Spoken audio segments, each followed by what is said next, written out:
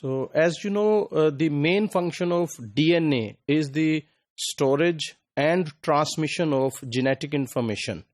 So a lot of information in hereditary information is stored in the DNA molecule, and then this information is transmitted to the next generation, as well as this information is transmitted to the cell's metabolic machinery for the synthesis of proteins. So how this flow of information or transmission of information takes place?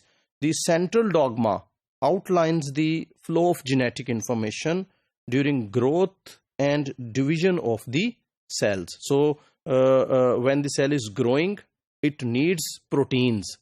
How the information coded in DNA is transferred to the proteins for the synthesis of proteins. And similarly, during the division of cell, that means the formation of new cells. So then again this question arises, how the information stored in the DNA is copied to the new cell. Genetic information flows from DNA to RNA to proteins during cell growth. In addition, all living cells must replicate their DNA when they divide. During cell division, each daughter cell receives a copy of genome of the parent cell. Replication is the process by which two identical copies of DNA are made from the original molecule of DNA. So replication occurs in the cells just prior to cell division, because it is prerequisite of cell division. If the cell is going to divide, it must have a new copy of DNA. An important point is that information doesn't flow from protein to RNA to DNA. It only flows from DNA to RNA to proteins.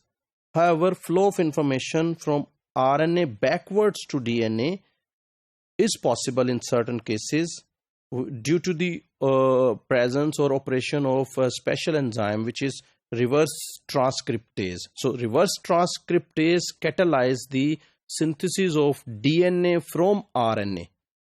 So this is in some special cases. By the end of 1953, the working hypothesis was adopted that the chromosomal DNA functions as the template for the synthesis of RNA molecules in the cells. So if RNA is present in the cell, the DNA in the nucleus or the chromosomal DNA will act as the template for the synthesis of these RNA molecules.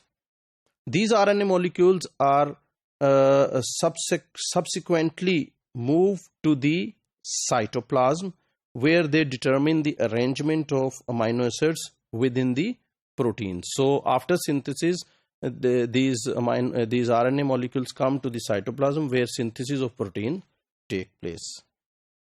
In 1956, Francis Crick referred to this pathway for the flow of genetic information as the central dogma. So this flowing pathway of information was called central dogma. So this is the central dogma. So here you can see this is DNA, and the information flows from DNA to RNA during the process of transcription, and then from RNA to proteins during the process of translation. So this is during the growth of cells.